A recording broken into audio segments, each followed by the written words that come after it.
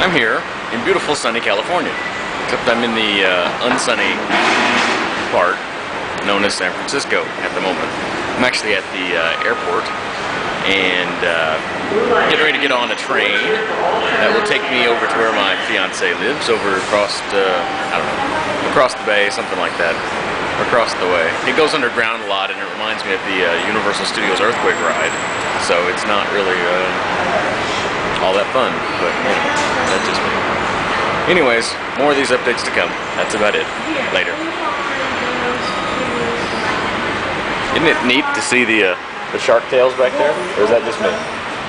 I like seeing planes like that. Anyways, more to come later. Goodbye.